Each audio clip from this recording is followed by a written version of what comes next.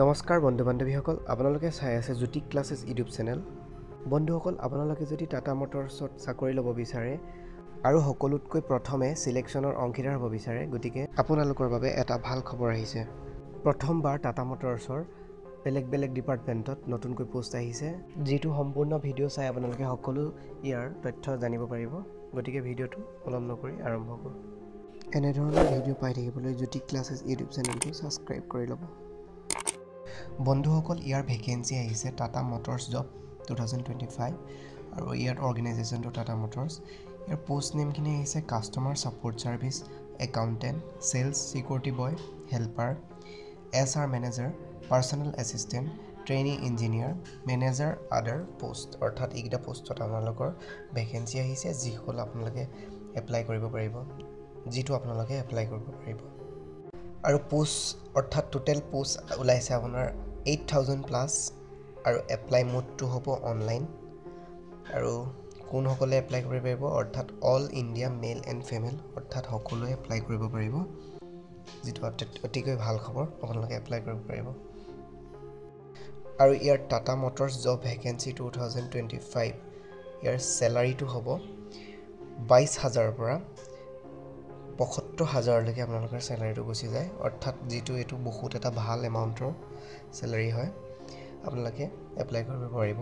আৰু টাটা মটৰ্ছ ৰিকুৱাৰমেণ্টৰ আপোনাৰ এজ লিমিটটো আছে আপোনাৰ 18 ইয়াৰ্ছৰ, অৰ্থাৎ 18 ইয়াৰ্ছ যাৰ হৈছে সেইসকলে সকলোৱে এপ্লাই কৰিব পাৰিব। আৰু মিনিমাম এজটো আপোনাৰ ইয়াত লিমিট নোহোৱা, অৰ্থাৎ আপোনালোকে যেনেকুৱা এজ নহওক এপ্লাই কৰিব পাৰিব। তাৰপিছত এপ্লিকেশ্যন ফিজটো general, OBC, SC, ST, PWD আদি সকলো ক্ষেত্ৰতে এটকাও পে' কৰিব নালাগে, অৰ্থাৎ আপোনালোকে পইচা পে'মেণ্ট নকৰাকৈ এপ্লাই কৰিব পাৰিব।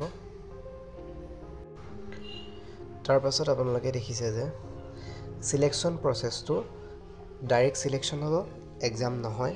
আৰু আপোনাৰ এডুকেশ্যনেল কোৱালিফিকেশ্যনখিনি candidate should have pass 10th, 12th graduate from recognise board or university or institute, অৰ্থাৎ যিসকল 10th পাছ কৰিছে, 12th পাছ কৰিছে আৰু গ্ৰেজুৱেট পাছ কৰিছে, সেইসকলে তেওঁলোকৰ বিভাগীয় বিভিন্ন পদত এপ্লাই কৰিব পাৰিব।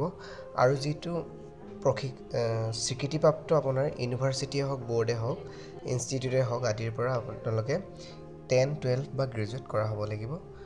আৰু যিটো আপোনাৰ ইম্পৰ্টেণ্ট ডকুমেণ্ট আছে, পাছপৰ্ট চাইজ ফটোগ্ৰাফ লাগিব, ছিগনেচাৰ লাগিব, আধাৰ কাৰ্ড, এডুকেশ্যনেল চাৰ্টিফিকেট লাগিব, কাষ্ট চাৰ্টিফিকেট লাগিব আৰু এজ প্ৰুফ লাগিব।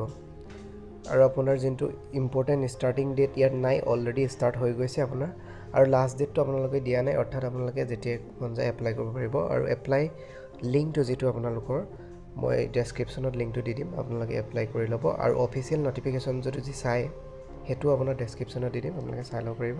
যদি ইণ্টাৰেষ্টেড হয় আপোনালোকে এপ্লাই কৰিব পাৰিব। আজিলৈ ভিডিঅ' ইমানেই।